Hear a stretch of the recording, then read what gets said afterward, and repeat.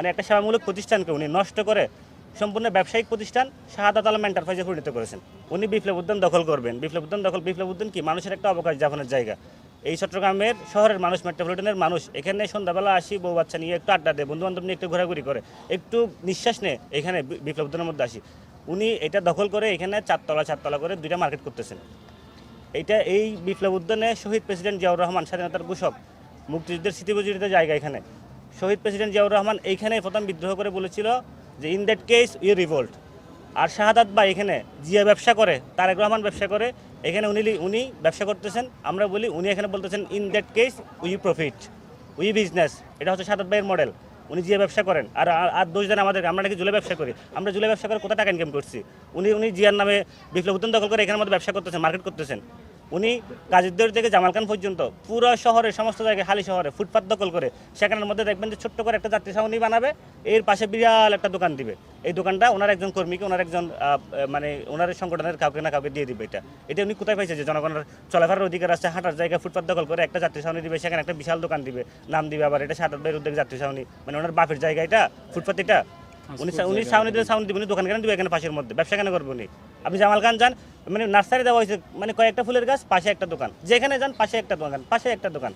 উনি সম্পূর্ণ city corporation একটা সেবামূলক প্রতিষ্ঠান। আমরা নিউজ মিডিয়ায় প্রায় সময় দেখি যে সিটি কর্পোরেশনে বিল নেওয়া হয়, কোনো ধরনের কাজ হয় না। আপনি সিটি যে পোস্টের মধ্যে দেখেন, অনেকগুলো নিউজ দেখবেন যে এদের 20 টাকার দুর্নীতি। দেখেন আপনি জলবদ্ধতা, মানুষ ডুবে মরে যায়, ওনার কোনো হুঁশ থাকে না। উনি বৃষ্টি নামলে বৃষ্টির মধ্যে জ্যাকেট একটা পরে, রেনকোট পরে নাটক করতে আসেন কেন? আপনি বৃষ্টি হওয়ার আগে বুঝেন না? আপনি মেয়র না? আপনি ভবিষ্যৎ দেখেন না? আপনি জানেন না যে কোন সিজনে কখন বৃষ্টি হবে, কখন পানি উঠবে? আপনি আগে থেকে খালগুলো ক্লিয়ার কেন দেখবেন না? আপনি সিটিকে সতর্ক করবেন না যে বাদগুলো তুলে দেন? আপনি খালি মানুষ যখন ডুবে যায় তখন আসি নাটক সিনেমা করে, রিক্সার মধ্যে গিয়ে কথা বলবেন নিজের লোকজন দিয়ে। মশার কারণে বসায় জানে, পুরো শহর মশায় ভর্তি হয়ে গেছে। উনি কি সিটি কর্পোরেশন উনি সম্পূর্ণভাবে ব্যর্থ। উনি যেভাবে হোক, আমরা চাইছিলাম যে উনি চালাক, এটা সম্পূর্ণভাবে ব্যর্থ। আবার দেখেন আমবাগান, মতিঝর্ণা, সিটি কর্পোরেশনের যে আশ্রয়কেন্দ্র ছিল সেটা উনি ব্যক্তিগত অফিস আকারে ব্যবহার করেন সিটি কর্পোরেশনের নাম দিয়ে। ওইটা আশ্রয়কেন্দ্র, ওইটা তো আপনার অফিসের জায়গা না। এটা হালি শহরের মধ্যে মাঠ দখল করে উনি পার্ক করছেন। পার্কের মডেলের মধ্যে দোকান দেওয়া আছে। উনি যত কিছুই করবেন দেখবেন যে পাশে একটা দোকান দেওয়া আছে। ওনার মূল যে বিজনেস হচ্ছে দোকান। সম্পূর্ণ সিটি কর্পোরেশনকে উনি, মানে একটা সেবামূলক প্রতিষ্ঠানকে উনি নষ্ট করে সম্পূর্ণ ব্যবসায়িক প্রতিষ্ঠান শাহাদাত আলম এন্টারপ্রাইজে পরিণত করেছেন।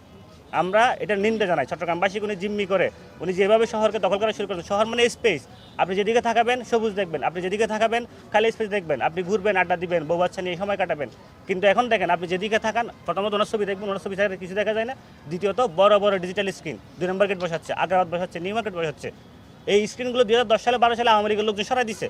কারণ একটা শহর আপনি স্মুথলি দেখবেন ভাই, এখন বিজ্ঞাপন দেওয়ার জন্য অনলাইন মিডিয়া আছে, টিভি চ্যানেল আছে, ফেসবুক আছে, আপনি এখানে মার্কেটিং করবেন।